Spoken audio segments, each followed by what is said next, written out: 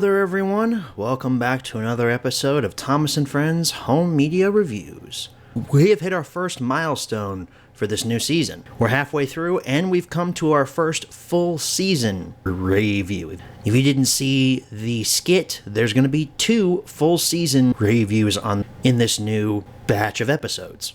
And this first one's going to be interesting. This is on the complete Season 10, or Series 10, as the Brits call it. So let's not waste any time, let's jump into the history section of the complete Season 10.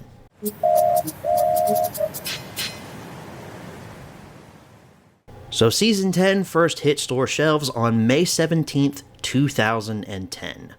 Not a lot to say about this first release, it was pretty standard for the time period, except for the poster art. You'll notice the poster here is from Hector the Horrid. That episode is not in Season 10, that's in Season 11. Why they chose to use the picture of Thomas and Rosie here from Hector the Horrid in Season 10 instead of on Season 11, I don't know. It's been a few months since I shot the close-up for this, but I'm pretty sure I say something to the effect of Hector the Horrid is in Season 10. It's not. Which is disappointing because I actually kind of liked that episode, and while I was watching Season 10, I kept waiting for it to show up, and it just never did. So moving on to the second and final physical release for the complete Season 10, at least in the United Kingdom, on July 18th, 2010, this was included as part of the Series 1 through 11 Classic Collection box set. This set is really awesome. I've talked about it a few times back when we covered Season 3 and 9. I wish I owned it, and I wish I had a place to put it here in my apartment, but I don't have either of those things. As far as physical releases go, that's it. However, on October 9th, 2017, the complete Season 10 was made available for digital download over in the United Kingdom. Oh, but Garrett, that's not a physical release. Why are you mentioning it? Because I find it interesting. Also, the cover art is different. It actually matches the newer season releases as opposed to just having a screenshot from an episode that's not part of the season. So that wraps things up for the history section. Let's move right along to the close-up.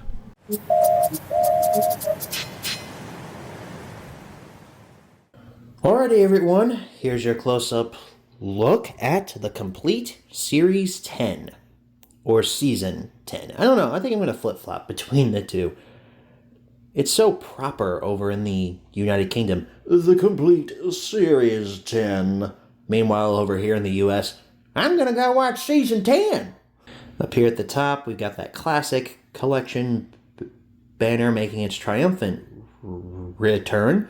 Last time that we saw that was when I covered Season 6. Thomas Friends logo there. A shot from, I believe, Hector the Horrid, as Rosie was in that episode, and that's at the coaling plant. We've got complete Series 10 down there at the bottom, and then our 2 ratings. It's fine. It's an okay poster. I don't know. I don't particularly like this where it's just like, throw a screenshot on there, and then throw some stuff around it, and then boom, done. It just seems lazy to me. The spine, the hit logo, Thomas logo, classic collection, big 10 down there at the bottom, and then your ratings and product number. And the back features a small blurb about this season, and there are all of your episodes. 28 wonderful adventures not to be missed. Then down here at the bottom, we've got tech specs, your ratings, as well as a barcode. And on the inside, it is a squished up version of the poster art for your artwork on your disc. However, they did add a little bit of a gold outline here, so that's fun. Oh, and also the plastic case is blue this time. Get it? For Thomas. So that wraps up your close-up. Let's move right along to the menu tour. Alrighty, everyone. Here's your menu tour for the complete Season 10. So the menu is pretty much exactly how I thought it was going to be. It's pretty similar to past seasons that we've looked at here on the show. You've got play all, your episode selection, subtitles on and off, and you've got clips from the season playing there in the background. That's not creepy at all. Look at Rocky there. So why don't we take a look at the episodes tab. So here's the episodes tab. Each episode has a number, their title, and clips from the episode playing in their little selectable windows here. So that's pretty cool. We do have 28 episodes in this season, so I'm not going to name all of them right now. I'll take you through each of the pages, though. So here's 7 to 14. And 15 to 22.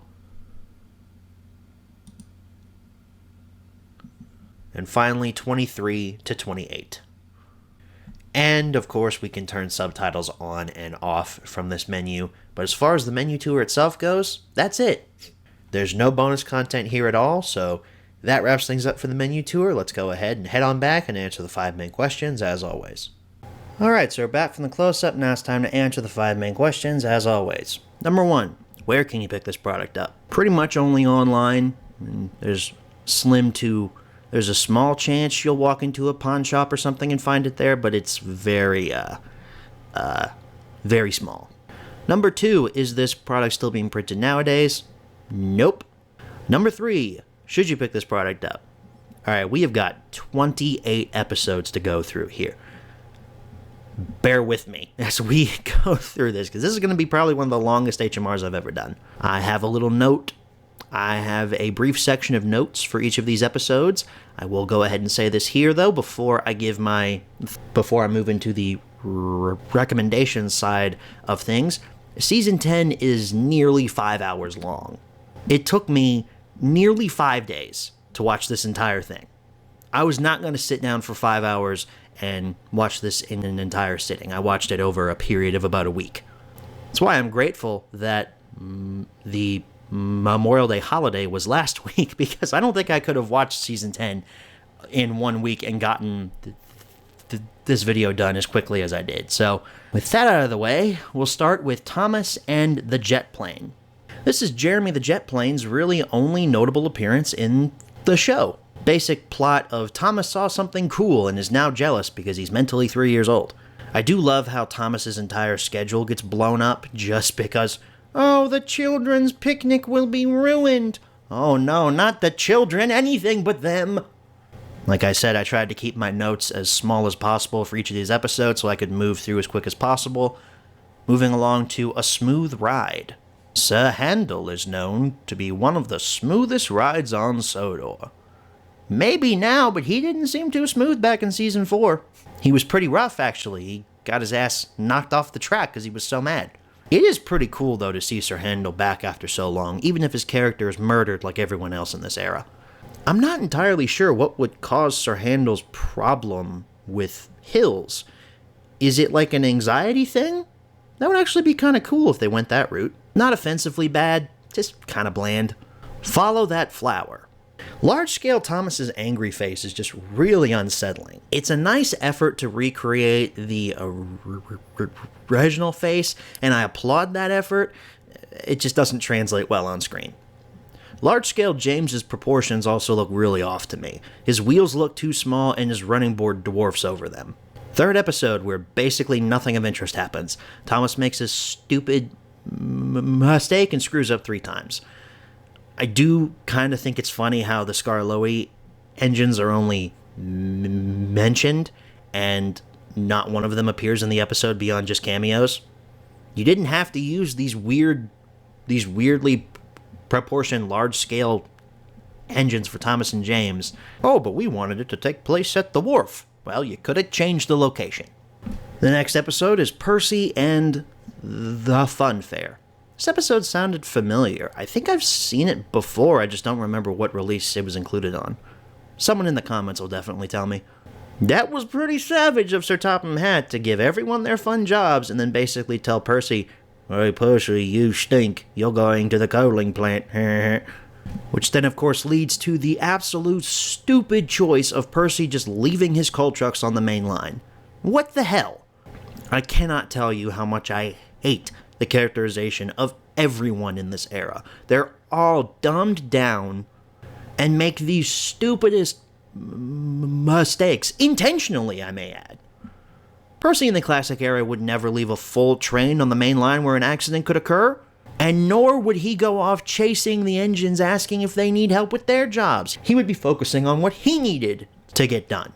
This episode could work in the classic era, though, if it was focused on a new engine who's very inexperienced and new to the railway. But no, we have to murder existing characters for a dumb story to happen. This next episode's got a fantastic title. It's called Duncan Drops a Clanger. And that's the best thing about the episode, is the title. An underappreciated part of Thomas, and basically any other TV show or movie in existence, is sound design. The sound design here for when Duncan is rolling along the bumpy part of the track, that deserves a lot of praise. Sound can really help make a universe more filled out, especially perfectly timed sound effects. So I like that aspect, but the bell falling off of the flatbed was half Duncan's fault and half of the morons at the transfer yard's fault. Duncan shouldn't have been riding around recklessly like that, but no one thought to strap that thing down. Not a chain, not even a ratchet strap, just sitting there on a wing and a prayer. What'd you think was gonna happen? Toby's afternoon off. Toby's second train had a brake van on it. Can you tell I'm running out of things to say about these episodes? I have truly nothing of substance to say about this episode. It's the first truly nothing episode of this entire season. So moving on to Thomas's Tricky Tree. I forgot how awkward the term winter holiday was when it was used in the show. It was the winter holiday tree. That's clearly a Christmas tree. What other winter holiday has a giant tree in it? I don't see the Jews putting a menorah at the top of the Hanukkah tree. Kind of a cool crash with the pipes in the canal and everything, but again, it's for a stupid reason. If this was Classics or Handle, you wouldn't be hearing, "Of course I'll help you." We'd hear something like, "Hey, you idiot, I put it here. Not that hard to figure out. Now I've got to go and fake being sick so I can almost kill Peter Sam." It's good to be Gordon. The Gordon episodes in the hit era aren't too bad most of the time, so let's see if this one breaks the mold. It's nice to see how supportive the rest of the engines are of Gordon. That was a nice moment. We left the special coal thing behind years ago. It's for plot reasons, I get it, but that's a huge continuity error. Come on, guys. Have you seen Henry? He looks very poorly. Kind of a weird line. Why would you say poorly and not he looks very poor? The best part about this episode is the blooper that comes from it. I like to think that that's actually canon. Henry's tender just exploding randomly. That driver is 100% dead. I hope his wife and kids are taken care of. I remember seeing the clip of Gordon and Henry was swapped tenders in like a random learning segment or music video maybe. Was always curious what episode it was from. It's nice to have a childhood question answered. So far, best episode of the season, which isn't a high bar. Emily and the Special Coaches. Well, there's nothing special about smelly old Diesels. Damn, Emily, what did Diesel ever do to you? She hardly lets him get a word in later when she meets up with him after he steals the coaches. Diesel, why did you take the Special Coaches? Because I haven't had time to listen to you. Then why'd you ask him the question? I'm 100% on Diesel's side throughout this entire episode. That dude was completely justified in stealing those coaches. Nobody wanted to hear about his record. Topped off Thomas. What a great episode we're in for. From the very first line, I can already tell this one's gonna be a classic. I can go faster than you, Mr. Wind. Racing the wind.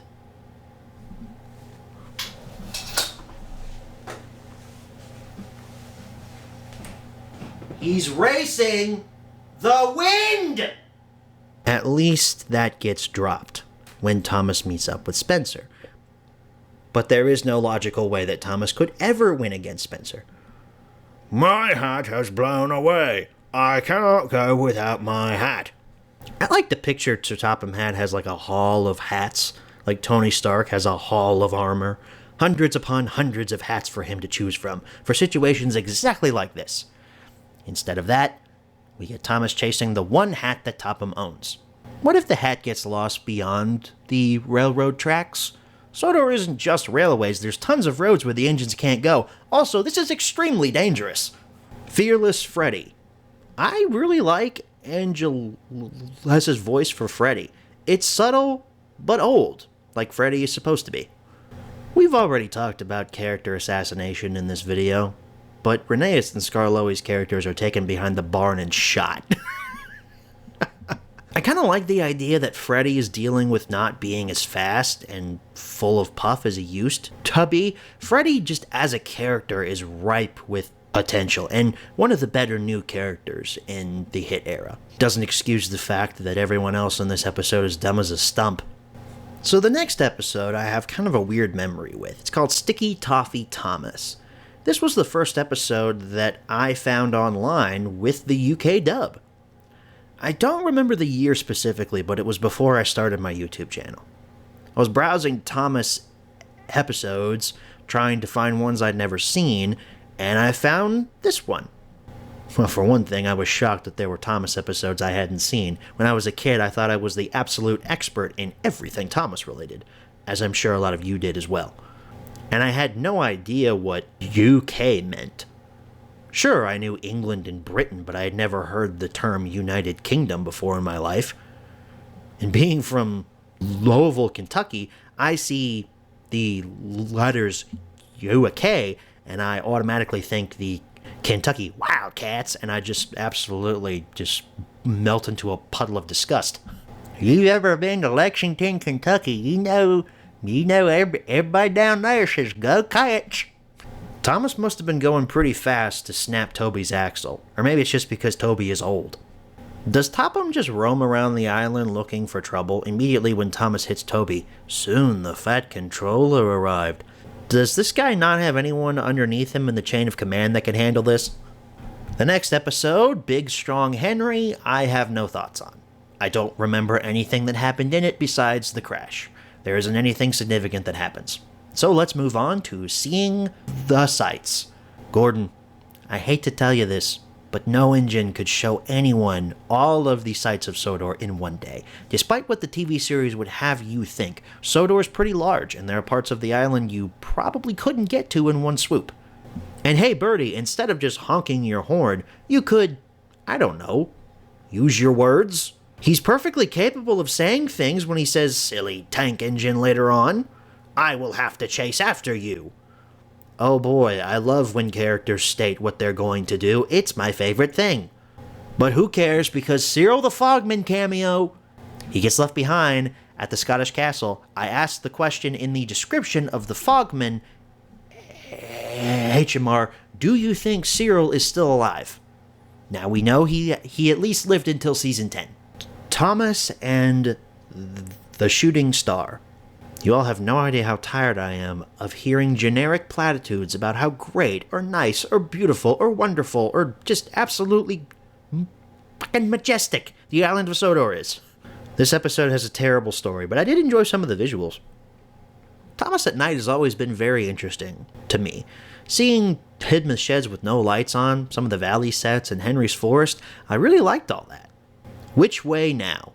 There's one aspect of Rusty's character that moved over from the classic area. He's still the railway maintenance diesel. He's a whiny prick in this episode, especially when he's yelling at the workmen, but at least he still does railway maintenance. I almost made a joke about the campers at the quarry, but after seeing the fishermen at the coaling plant, I thought, wait a minute, this episode isn't that dumb. It's Rusty's mistake coming back to bite him. Very clever episode. You almost had me in the first half. Toby's new shed. You guys are going to be shocked when I tell you this, but I kind of like the setup for this episode. Thomas shows genuine concern for his friend, and it isn't played like he's a child. It's pretty obvious why Toby doesn't want a new roof for his shed. The birds that hang out by Harlesdale End are set up pretty early, but Toby, you could have said something. You're not mute, you had plenty of time to speak up about your shed's condition. And Toby, my guy, you've got a huge door that leads into your shed. You think birds can't get in through that? Despite that, this might be my new favorite episode of Season 10 so far. It doesn't dumb the characters down unnecessarily, and actually has a nice ending to it. The story doesn't just stop, it has a natural conclusion. Edward strikes out. Now we come to everyone's least favorite episode because of how it treats Edward. Controversial opinion time! I understand why they made Edward into an old fart here. Not saying I like it, I'm saying I understand the reasoning. They're attempting to do an old engine learns new things are actually good, and the old ways being phased out aren't actually a bad thing. You know, now that I'm thinking about it, they made Edward into a boomer in this episode. I like Rocky. He's got a cool design. I'm glad he gets used in the series moving forward, especially in the CGI series. Angelus's voice is also pretty good for Rocky. It's deep and methodical, like a giant crane's voice would be. Despite all that, though, this episode's still bad. And again, I just want to say, I'm not saying that I like the choice with Edward.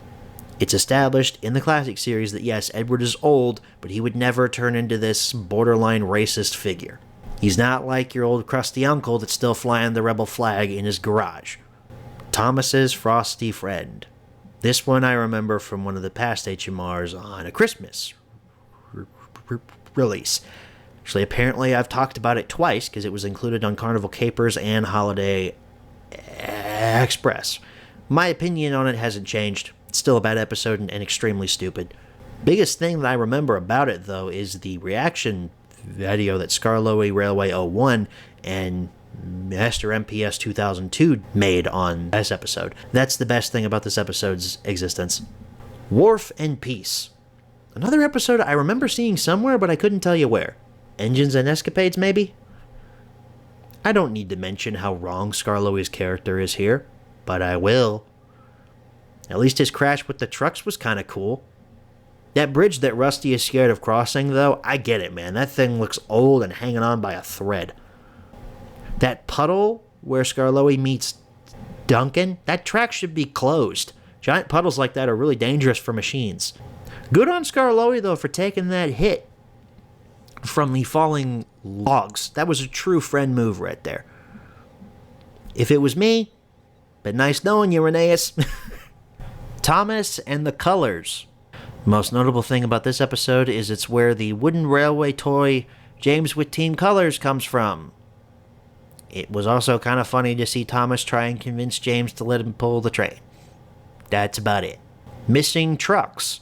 Now this episode, I remember, was randomly included on Mud Glorious Mud, although it had the title Missing Freight Cars. I didn't like it when I reviewed that release, and I don't like it now. It's asinine that Rheneas just decides to drop everything because Skarloey has, oh no, a normal day of work ahead of him. That's just crazy. Thomas and the Birthday Mail. Rosie makes her first appearance in the show here, and that's really the only reason this episode is significant. I do like how Thomas is friends with this little human girl named Alice. That's a nice little detail. It's kind of funny to see Rosie try and copy Thomas. She's a subscriber to imitation being the highest form of flattery. I don't agree with that, though. If you're copying someone, you're either trying to rip off their own material and don't know how to make something your own. Makes me think of some individuals on this very website who have tried to steal the home media review's name. I was a little disappointed, too, that Angelus didn't do the over-the-top, "It's me" line like Michael Brandon did. Never forget the 10-hour loop of "It's me" that Roman's TWR Empire made. Oh boy, we are getting close to the end here. Duncan's Bluff. It's really cool to see the Skarloey Railway at wintertime. The snow makes the set pop more. Duncan and James is a fun pairing for this episode. The two are hotheads, and putting them together seems like a no-brainer. This is my new favorite episode of this season. It's not dumbed down too much and has a fun premise. If we had some of that classic series dialogue, it'd be a pretty good episode. As it stands, it's just kinda good. I guess they saved all the episodes I've already seen for the end of the season because now we've got Thomas and the Treasure. Got a whole release named after that here in the US. Thomas is collecting an Admiral? That's a new one. I'm hoping it's the best Admiral. The one with the blue skin and the red eyes and says, "To defeat an enemy, you must know them." Wait, wrong universe. I couldn't help but laugh at the Admiral's uniform. The music cue helped with that humor. It's so over the top. "You have been unreliable, Thomas." Actually, Topham, what I think you meant was, "Thomas, you have kidnapped the Admiral and kept him from his speaking engagement. Your crew will be arrested promptly and you will be tried by a jury of your peers." The Green Controller. This one might have popped up on a release here in the United States, but I remember seeing it for the first time on television.